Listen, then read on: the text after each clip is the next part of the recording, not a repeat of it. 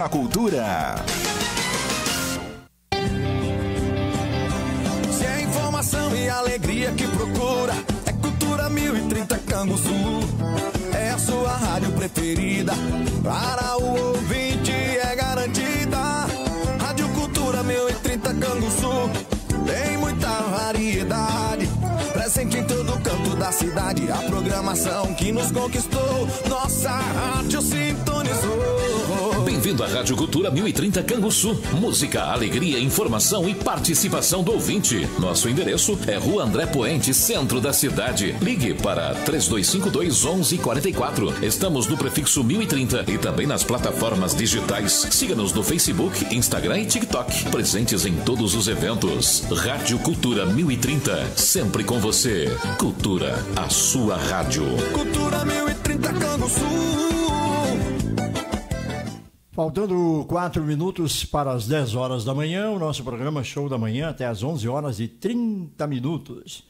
E a partir de agora, nós estaremos aqui conversando, já está aqui conosco o nosso convidado, falando aí sobre saúde animal, né? Sobre assuntos de interesse da comunidade, né? E o nosso convidado é o médico veterinário Francisco José Otto Coelho. E vocês, né, já estarão junto conosco através da nossa página Rádio Cultura M 1030 no Facebook, também no YouTube, no Instagram e no TikTok. Primeiramente, um prazer recebê-lo nesta manhã. Doutor Francisco, esteja à vontade, um bom dia, seja bem-vindo ao programa Show da Manhã. Bom dia, Mauro. Bom dia aos ouvintes da Rádio Cultura. Agradecer inicialmente o convite dessa importante rádio do nosso município e região para estar trazendo aqui os assuntos pertinentes à defesa sanitária animal através das ondas da rádio e das redes sociais para levar então essas informações que são tão importantes para o nosso município e região aqui em Canguçu. Importante, né, de frisar aí o nosso povo que conhece, né, sabe da importância, né, de estar sempre com vacinas e todo o cuidado, né, nessa área tão importante, né, dos animais, área que o Dr. Francisco trabalha aí, fazendo como fiscal estadual agropecuário, viagens a vários locais para... inclusive a gente falava em off aqui na fronteira. Isso. Essa fronteira que é grande, né? Na verdade, nós somos 2 médicos veterinários aqui na Inspetoria de Defesa Agropecuária de Canguçu e o nosso cargo é fiscal estadual agropecuário. Então, embora a gente esteja lotado aqui no município de Canguçu e trabalhe grande parte do nosso tempo para o nosso município, a gente trabalha em outras demandas também em todo o estado. Comentávamos aqui em off que eu participo de uma das equipes do programa Sentinela, que é uma fiscalização de fronteira, né? A partir do momento que nós retiramos a vacinação contra a febre aftosa, nós intensificamos essas fiscalizações de fronteira para evitar o contrabando, o abigeato e também a fiscalização de fronteira para evitar ou diagnosticar o mais precocemente possível, o mais rápido possível, se houver alguma doença transfronteiriça que passe de outros países para nós. Então, eu particularmente atuo no bloco B do programa Sentinela, que aí atuo nos municípios de Livramento, Quaraí, Uruguaiana e Barra do Quaraí. Então, normalmente, a cada 3 meses, a gente passa uma semana lá fazendo essa fiscalização, além da questão da raiva dos herbívoros, que é pelo morcego hematófago, na qual eu e o colega Lutero, aqui da Inspetoria de Canguçu, atendemos aqui a região sul, mais ou menos da calha do Camaquã, do rio Camaquã, para baixo. Então vamos lá de Pedras Altas até Dom Feliciano, mais ou menos, Camaquã, Dom Feliciano, que também fazem parte da nossa regional, até Santa Vitória do Palmar. A questão dos morcegos hematófagos e o controle da raiva herbívora é com a gente também. Então, para abrir um pouco o leque para demonstrar esse leque de trabalho que a gente tem como fiscal estadual agropecuário, num trabalho, Mauro, que é sempre bom ressaltar, a gente trabalha muito com prevenção. Doenças de animais e doenças de saúde pública, a gente trabalha muito com prevenção.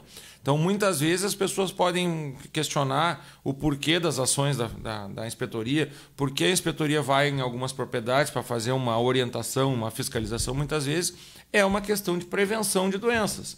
A gente tem que estar sempre vigilantes e trabalhando com vigilância sanitária para evitar, e muitas vezes a gente não consegue evitar, como é o caso da gripe aviária, que a gente vai conversar daqui a pouco, mas para a gente ver a doença que ela está acontecendo o mais rápido possível para tomar ações de prevenção e controle para que ela não se espalhe pelos nossos rebanhos, sejam eles nas aves, na questão da gripe, ou na febre aftosa, para dar um exemplo, na questão dos bovinos. Então, o trabalho da inspetoria é um trabalho muito de vigilância sanitária. A gente tem que estar sempre atento às informações que o produtor, que é a peça mais fundamental dessa engrenagem, o produtor nos trazer essas informações, mas também nós fazermos o que a gente chama de vigilância ativa. É nós irmos até as propriedades, verificar se os animais daquele produtor estão tudo ok, se não houve um trânsito irregular, que muitas vezes é o que ocasiona a transmissão das doenças, e por aí vai nesse leque de doenças de, pelo menos,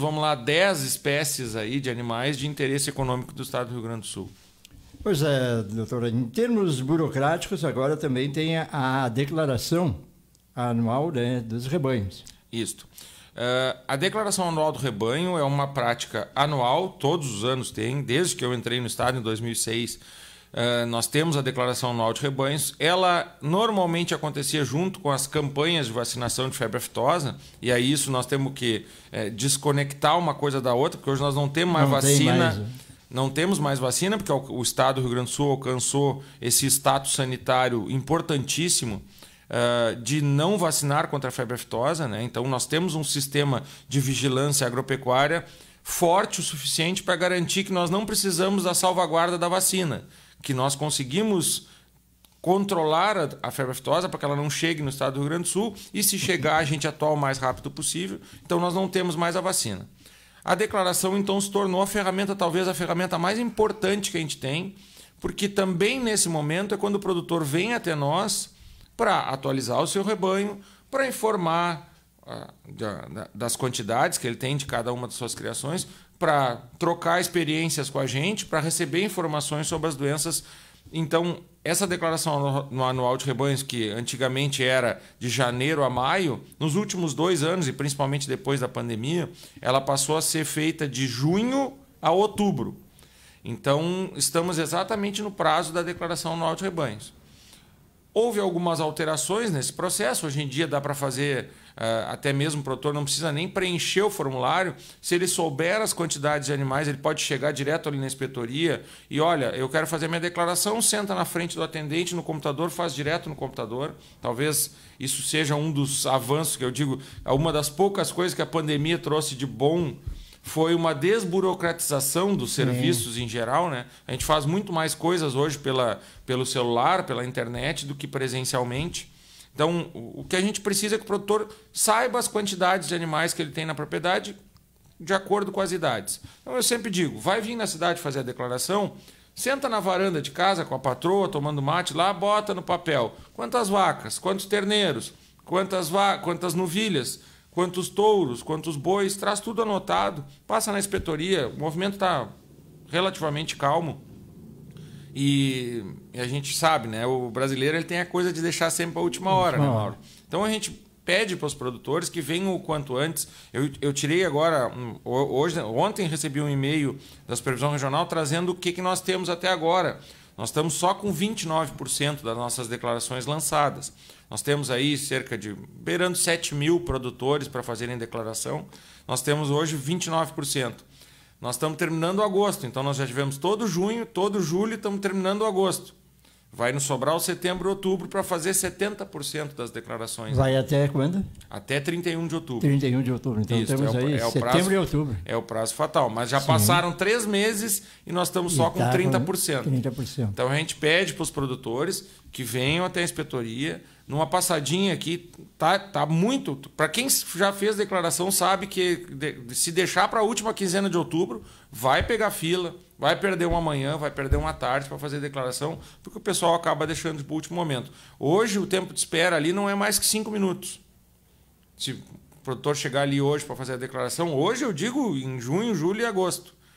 Está muito tranquilo. Então é o produtor que se antecipe, que venha fazer essa declaração, que infelizmente aqueles produtores que não fizerem acabam sendo... A gente tem que aplicar as sanções que estão previstas na legislação, né? Que primeiro é uma advertência e no segundo ano, se ele não fizer novamente, aí já é com multa e não é o que a gente quer aplicar para o nosso produtor, mas infelizmente a gente é cobrado para que se faça isso. Mas é fácil, né? O produtor vem a Canguçu, tem trabalho de banco, tem que ir no sindicato, tem que ir comprar remédio na farmácia, dá um pulinho ali, não custa nada. Né? Não está demorando mais, vamos botar para não errar, 10 minutos. 10 minutos ali, ó. É. E já faz esse serviço. E já deixa isso pronto, fica livre. que é uma obrigação, né? Hoje, se antigamente nós ainda tínhamos a vacina, que a gente tinha que comprar, apresentar a nota na inspetoria, aplicar nos animais, hoje em dia isso já não existe mais. Não existe, então é só a questão da declaração anual de rebanhos e no máximo a vacina da brucelose nas terneiras, que isso é mais ou menos 1, 2 vezes no ano no máximo, mas isso é uma atividade que o produtor já vai fazer para proteger o seu rebanho. Mas agora estamos na época da declaração anual de rebanhos. Mais uma vez, nós vamos até 31 de outubro com ela. Então, nós temos esse final de agosto, todo o mês de setembro e o mês de outubro. Mas peço encarecidamente aos produtores, não deixem para a última hora, que senão vai ter que esperar, vai perder uma manhã, vai perder uma tarde para fazer a declaração. Francisco, hoje nós estamos aí com uma gripe, né? Que é a gripe aviária. Inclusive, o Brasil hoje... as feiras, né? A nossa Expo Inter, né? Que está aí, está aí começando agora, essa semana, está proibido. Nós hoje pela manhã estava aqui no programa Cultura Notícias com o Geraldo, o presidente do Sindicato Rural de Canguçu, Carlos Alberto, e ele falava, né, que não haverá aquele stand de aves na próxima exposição. Infelizmente. Onde muitos e muitos criadores, né, fazem ali a vitrine dos seus animais, sim, comercializam, né, um stand muito bonito. Infelizmente, esse ano não teremos, assim como em todas as feiras, né, que estão espalhadas aí nesse Rio Grande, no Brasil. O que você tem a nos dizer sobre esta gripe? A gripe aviária, então, Mauro, ela chegou no início do ano, quando nós começamos a ter casos, relatos de casos, no Peru, na Bolívia, aves litorâneas, né?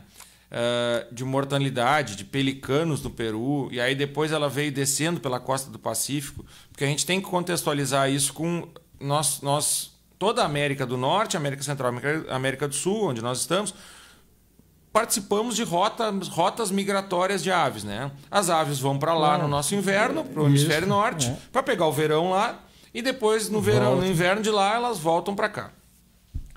Meu pai ainda brincava esses dias que agora as andorinhas já estão voltando. As andorinhas então, exatamente, quando a gente sabe que não vai ter mais frio é quando as andorinhas começam a aparecer, né?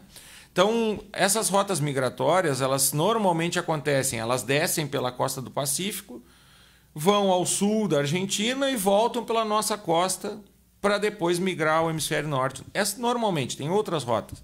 E nós temos aqui no Rio Grande do Sul 2 sítios migratórios de aves importantes, que é o Banhado do Taim e a Lagoa do Peixe. Então, havia essa preocupação quando começaram a aparecer casos na costa do Pacífico que poderiam chegar em nós. Aí apareceu na Argentina. Depois apareceu no Uruguai. Quando apareceu no Uruguai, bom, aí ligamos o sinal vermelho. Vai acabar respingando em nós. O que talvez tenha contribuído um pouco para que não tenham havido muitos casos no Rio Grande do Sul foi a seca.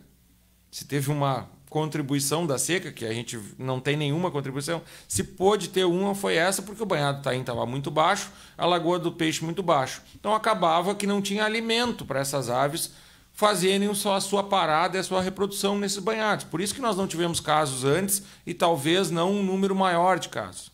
Então, foi mais ou menos em junho, final de junho, se eu não me engano, final de junho, tivemos o primeiro caso que afetou com mortalidade de cisnes do pescoço preto, que são aquelas aves bonitas que a gente vê quando a gente vai a Santa Vitória, ao Chuí. Elas fazem parador ali, apareceram mortalidades dela. No total, foram 60 e poucas aves mortas que foram encontradas lá. Então, se formou uma grande equipe de todo o estado, vieram colegas, ficaram mais ou menos 15 dias lá na Estação Ecológica Taim, fazendo essa contenção e, principalmente, a vigilância nas propriedades rurais do entorno do Banhado do Taim. Porque a gente não tem como bloquear e nem como controlar a vida dessas aves de fauna, Sim, né? Porque elas migram, não tem o que fazer com elas. Então, o que se tem para fazer é controlar nas propriedades rurais no entorno e principalmente na nossa avicultura comercial, que são as granjas de corte, poedeiras e por aí vai. Por sorte nossa também, nós não temos uma avicultura preponderante aqui na nossa região. A nossa principal avicultura de corte, e vale lembrar que o Brasil é o maior exportador de carne de frango do mundo e o Rio Grande do Sul é o segundo maior, perdendo apenas para Santa Catarina, essas granjas estão localizadas mais na Serra Gaúcha e no Planalto, no norte do estado, na Serra, no norte e no noroeste do estado. Então, nisso, por lá não passam rotas migratórias de aves. As nossas rotas migratórias são pelo litoral. Então, talvez nisso também a gente tenha tido um pouco de sorte que não chegaram nessas granjas. Porque a gente tem que colocar como exemplo, até para todo mundo entender, que são 3 estágios da gripe aviária. Primeiro acontece nas aves de vida livre, como aconteceu no cisne e no pescoço preto. Depois, um segundo estágio mais preocupante é em aves de fundo de quintal, as criações domésticas. E o terceiro e mais complicado seria se chegassem em criatórios comerciais, que são as nossas granjas que estão na Serra Gaúcha. Então, o que nós tivemos aqui no Rio Grande do Sul foi só em aves de vida livre. E já faz mais ou menos aí 50, 60 dias que não temos mais nenhum caso. Ainda ontem eu li a notícia que o Uruguai o Ministério da Agricultura, Ganaderia e Pesca do Uruguai já retirou a emergência sanitária de gripe aviária deles lá no Uruguai. E lá aconteceu cerca de 30 dias antes do Rio Grande do Sul. Então quer dizer que eles já não têm mais mortalidade hoje. Ou pelo menos há 60 dias aí. Então é uma tendência que nós, em algum momento, no decorrer desse período, também vamos poder remover essa emergência sanitária. Por quê? Porque agora vai chegar aqui, está terminando o nosso inverno, né? As aves já não estão mais aqui. Vamos ter uma rota migratória quando começar o verão entrando pelo Pacífico novamente, então nós não estamos com tantas aves migratórias aqui.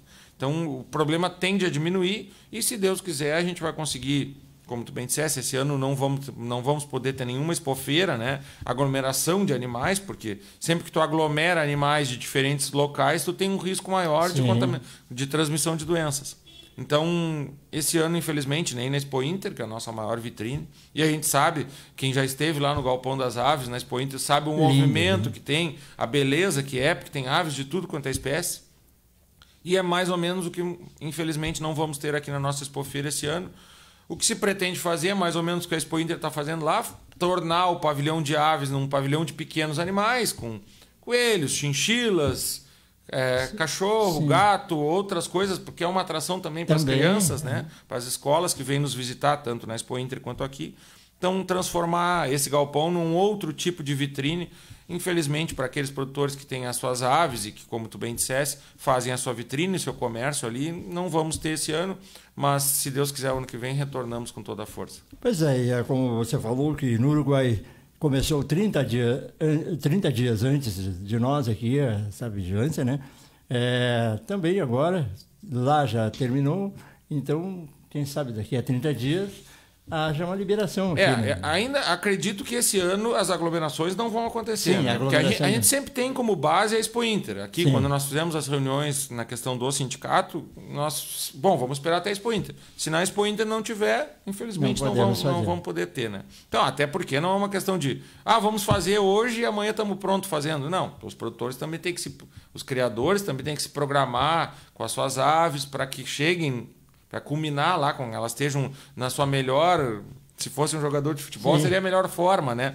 No seu esplendor, da sua beleza, da sua vivacidade, trazer isso na Expofeira, mas não tem como nós chegarmos. Eu acredito que até o final do ano nós não teremos nenhuma Expofeira com aglomeração de aves, infelizmente.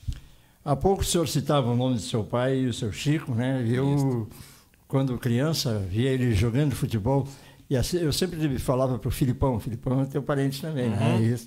Eu dizia assim, poxa vida, eu queria jogar igual aquele homem. Ele rompe, não tem defesa que ele não rompe. Né? Eu gostava de ver ele jogar no Cruzeiro, né? Gostaria de saber como é que está o seu Chico. O pai está bem, mora em Pelotas, né? Está com 78 anos. Tá bem, ele vem... Na verdade, a partir do momento que eu vim morar em Canguçu, aí construímos uma casa um pouco melhor lá fora, depois que nasceram meus filhos, meus sobrinhos. E aí ele vai lá na Florida, então ele vem de Pelotas direto, vai para lá, passa 1, 2, 3 dias aí na semana e volta para casa. Mas tá bem, graças a Deus, tudo tranquilo. Transmite um abraço. E aqui nessa, eu sempre brinco, sempre gosto de relembrar que essa casa aqui era da tia Marlene Barbosa Coelho, e depois ficou para o meu pai, e eu quando vim morar em Canguçu morei aqui por 4 anos aqui nessa casa, até que depois compramos uma outra casa maior, quando nasceram os filhos, né? E tenho boas lembranças aqui nessa casa. Sabe que muitas pessoas que vêm para serem entrevistados aqui, principalmente o pessoal da Acandis, da Academia de História, que a gente traz aqui para a entrevista, sempre se emocionam, né, quando sobem essas escadas aqui. Esse dia a dona Liette estava super emocionada, né, lembrando do tempo da dona Marlene, aqui, da família Coelho aqui nesse local. Saudosa tia Lelene, que agora até recebia a notícia através da minha madrinha, da Lúcia, esposa do Renato, irmão do meu pai, que a tia Marlene, daqui a algum tempo, vai ser agraciada com uma cadeira na Candis com o nome dela. Então já há uma pesquisa histórica para isso e ela, esteja onde ela estiver, com certeza ela vai estar feliz em receber essa homenagem, mais essa homenagem. Sim, e a família também, né? Sim, com certeza. Tia Johnny, o Dino Renato, o pai, com certeza também. E nós, os sobrinhos dela, ela não tinha filhos, mas nós somos 6 sobrinhos e somos muito honrados de ter tido ela como a nossa tia, que sempre nos cuidou muito bem. Uma historiadora, uma pessoa maravilhosa, uma professora também de alto nível e que só deixou lindas lembranças para o povo de Canguçu. Hoje, graças a Deus, a gente tem uma história para contar e tudo isso tem a mão da dona Marlene Coelho. É isso aí. Mas aí, vamos seguindo aqui o nosso assunto, né? Falamos aí da gripe aviária, a raiva herbívora, né? E gostaria de saber, assim, o meu amigo Francisco, em termos de tudo que acontece no setor agropecuário, Canguçu, como Canguçu está? Está bem servido? Mauro, assim, há poucos dias nós recebemos aqui no estado do Rio Grande do Sul uma missão do Ministério da Agricultura, uma auditoria do Ministério da Agricultura, Pecuária e Abastecimento, que é o nosso órgão regente do país, né? E mais ou menos anualmente, a cada 2 anos, eles vêm fazer uma auditoria no nosso serviço, no Serviço de Defesa Agropecuária do estado do Rio Grande do Sul, para ver se nós estamos de acordo com o que as leis prevêem. E até para demonstrar para o mercado externo que nós temos aqui um serviço de defesa forte e confiável, que, na verdade, muitas vezes a gente pensa assim, mas se acontecesse um foco de febre aftosa, por que eles param de exportar? O Japão, vamos lá, vou dar o exemplo do Japão, que é um dos mais exigentes para comprar nossos produtos. Eles não querem saber se a vaca está com aftosa, eles não querem saber se a galinha está com gripe, eles querem saber se nós temos um serviço de defesa agropecuária confiável.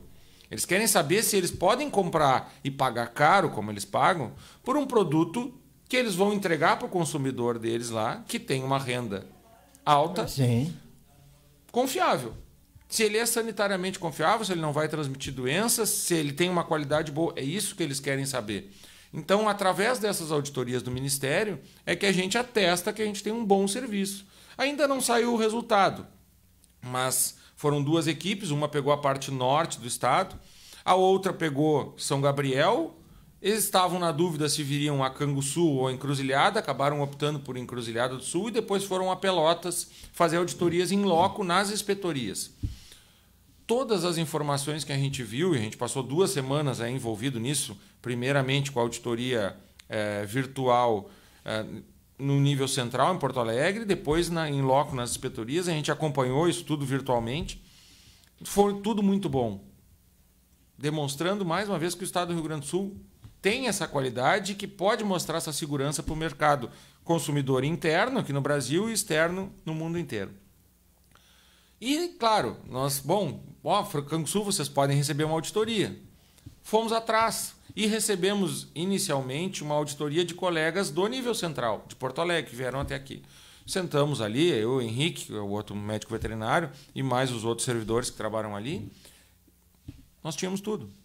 Nós estamos respondendo a tua pergunta, Canguçu está bem E Que beleza. a gente sabe que Canguçu é uma mosca branca, né? Por que eu brinco que é uma mosca branca? Nós temos quase 7.000 propriedades rurais, com espécies de interesse econômico do estado do Rio Grande do Sul. A segunda maior é Vera Cruz, que tem a metade, 3.500. Depois vem São Lourenço com 3.400, Piratini com 3.200. Então nós somos o dobro da segunda maior do estado. Se nós pegar dos 495 municípios do estado, se nós pegar aí 300 municípios, somar, dá um número de propriedades que só Canguçu tem, para você ter uma ideia. Então Canguçu é uma mosca branca. Qualquer pessoa que olha assim, tá, mas onde é que tem o maior número de propriedades? Vai estar Canguçu em primeiro da lista.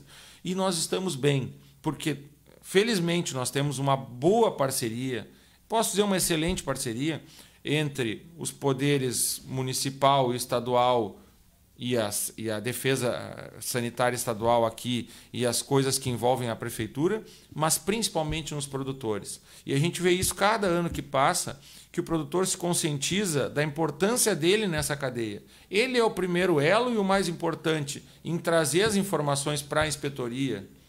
Olha, minha galinha apareceu doente. Eu estou com um problema na minha vaca. Olha, estou com mordida de morcego no meu gado. E isso traz essa... para quem a gente possa atuar. Porque não consegue estar num município tão grande em todos os lugares ao mesmo tempo. Sim. Então a gente está 24 horas por dia à disposição dos produtores para, caso aconteça algum problema, entrar em contato com a gente. Então o que eu posso dizer é que Canguçu está muito bem, está bem servido de servidores, felizmente. Hoje nós temos uma equipe que é adequada para o trabalho que a gente tem.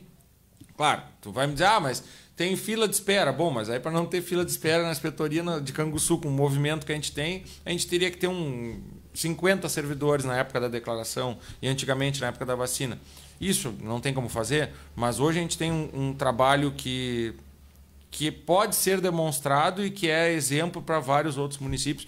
E agora nós vamos entrar daqui a pouquinho no assunto da Semana Farroupilha, que está se aproximando, e esse é um dos carros-chefe que a gente pode demonstrar aí para o Estado, de uma boa parceria de trabalho, de um trabalho eficiente na questão da Semana Farroupilha. Mas olha, estão nos assistindo, estão conosco nesta manhã, nessa entrevista, né? A Débora Pacheco, bom dia. Sou de Imbituva, Paraná. Grande abraço aí, Imbituva, Paraná. A Fabiane Silveira, bom dia. O Alceu de Souza Lopes, bom dia. A Ivete, alô, professor Ivete, Poças da Silveira, na Coxilha dos Campos, está assistindo. A Karina Duarte Porto, bom dia. Grande abraço, Karina. Então, são pessoas, né, que estão ligadas e assistindo aí através da nossa página, das nossas páginas, tanto no Facebook, como no YouTube, no Instagram e o TikTok, né?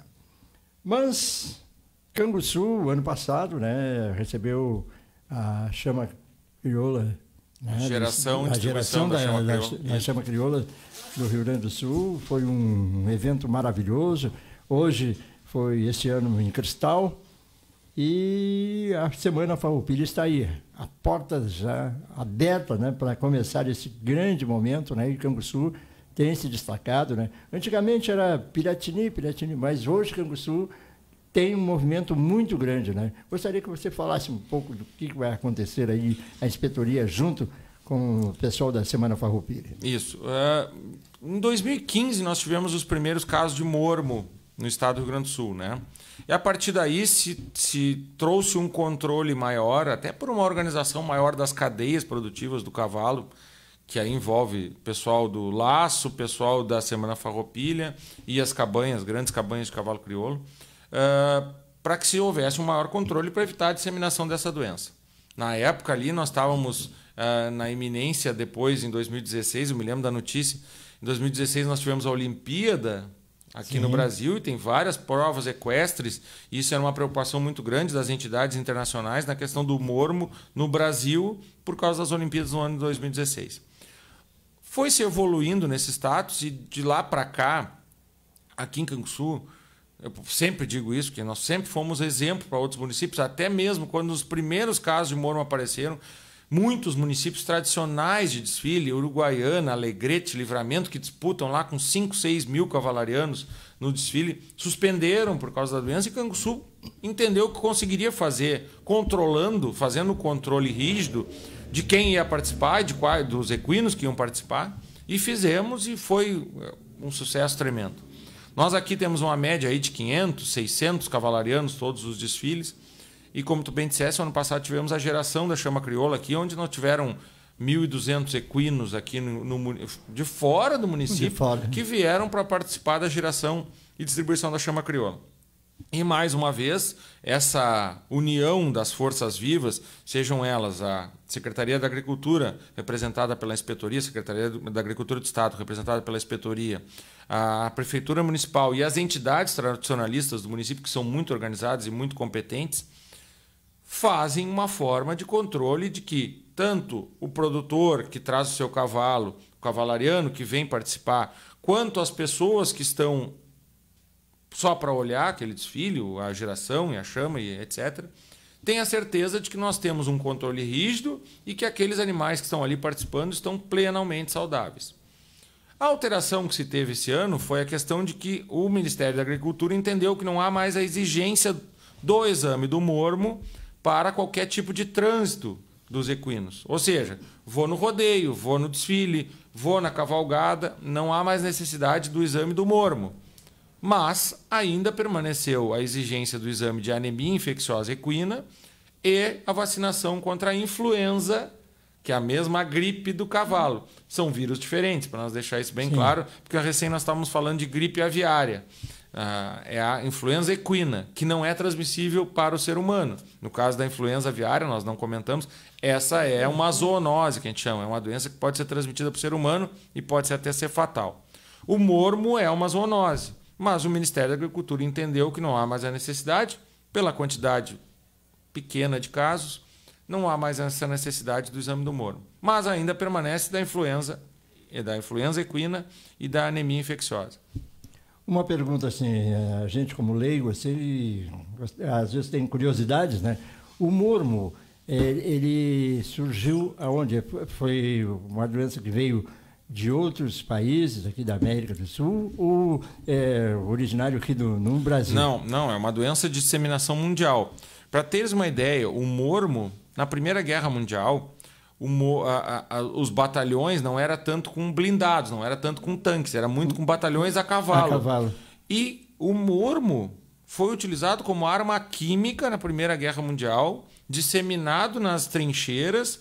Por quê? Porque afetava os cavalos. E aí os cavalos acabavam adoecendo e morrendo, ou perdendo força, inicialmente, e que também afetava os soldados, porque era uma doença que poderia acometer tanto os cavalos quanto os soldados. Então isso é 1918, mais ou menos, 1920, que foi a Primeira Guerra Mundial.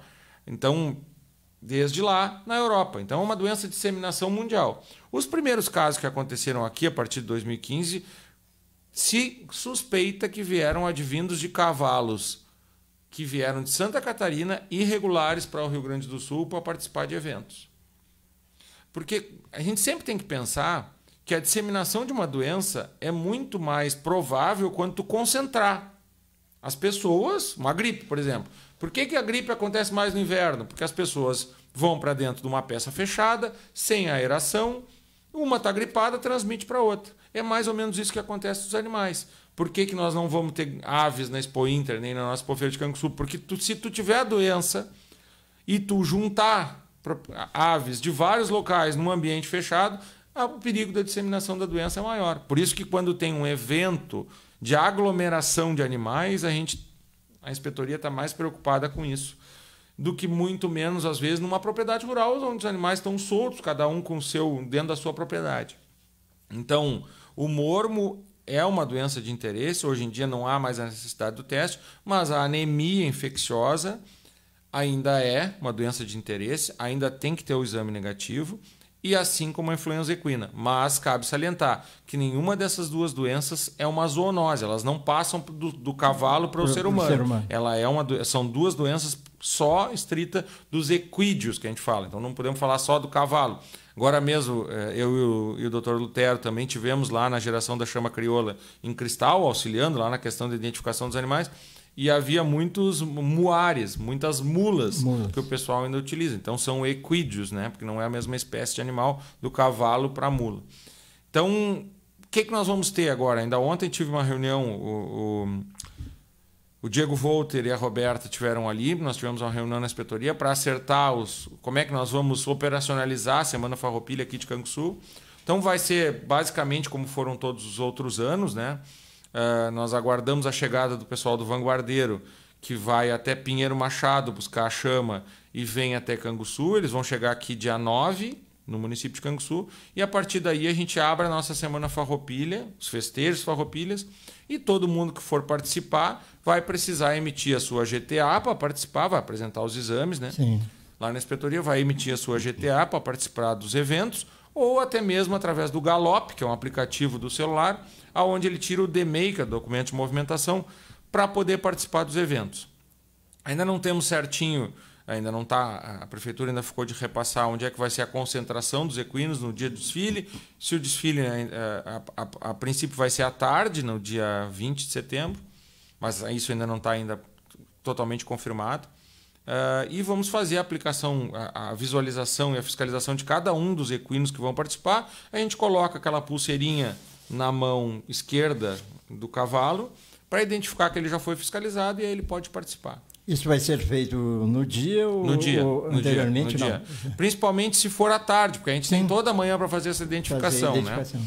Claro, a gente sabe que nós vamos, ainda ontem também acertamos isso, nós vamos fazer 2 eventos distintos, porque tem o Rodeio da Integração, que vai acontecer no fim de semana anterior à chegada do Vanguardeiro. Vai acontecer ali, se eu não me engano, o fim de semana é 8, 9, 10. 7 de setembro é quinta-feira.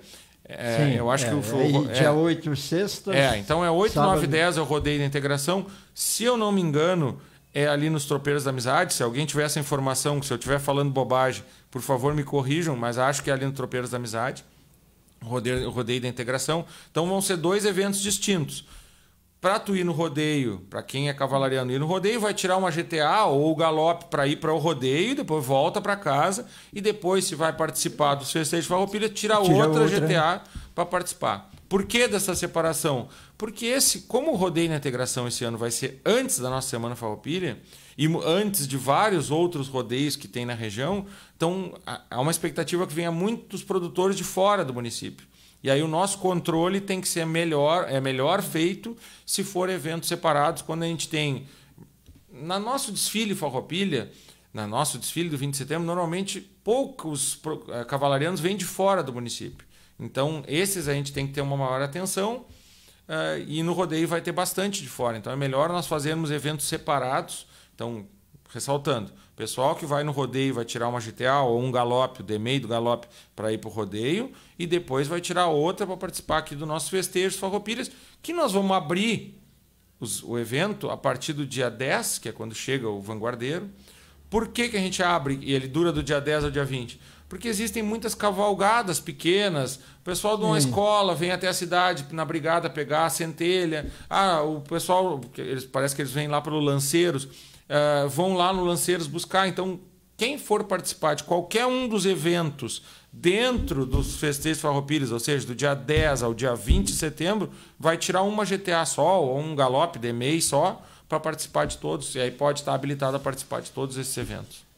Certo. Muito obrigado pela tua participação, Francisco. Não sei se teria mais alguma coisa a acrescentar. Nós estamos felizes de recebê-lo aqui e dizer que as portas da Rádio Cultura, os nossos microfones, sempre à disposição da Inspetoria Veterinária e sempre esses assuntos importantes.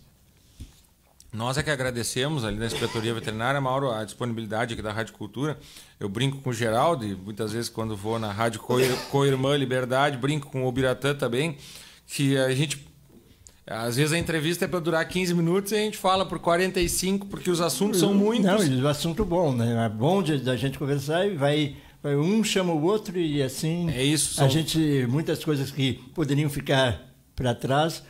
Numa entrevista só a gente faz, não tem que fazer 1, 2, 3 entrevistas durante o mês. Né? E a gente pede desculpas por avançar muito no horário, mas são assuntos importantes e a gente tem que utilizar, que aqui em Canguçu ainda temos essa característica forte ainda de que muitas pessoas escutam a rádio. Sim. E a rádio ainda é o melhor veículo de disseminação de informações para o pequeno produtor rural, principalmente, que está lá muitas vezes trabalhando e com o rádio ligado e escutando essas informações para que daqui a um pouco não perca o prazo, vamos puxar um pouquinho de novo Dia 31 da de outubro. declaração anual de rebanhos, que é o mais importante que nós temos agora, que vai até 31 de outubro, produtor que venham aqui fazer a declaração anual de rebanhos. Então, mais uma vez, obrigado pelo espaço para estar trazendo essas informações pertinentes à defesa sanitária animal do Estado do Rio Grande do Sul aqui através da Rádio Cultura. Certo, muito obrigado, Francisco José Coelho. E nós vamos seguindo com a nossa programação com o faturamento comercial e em seguidinha retornamos com a sequência do Show da Manhã. Macro Atacado Krolov informa a hora certa.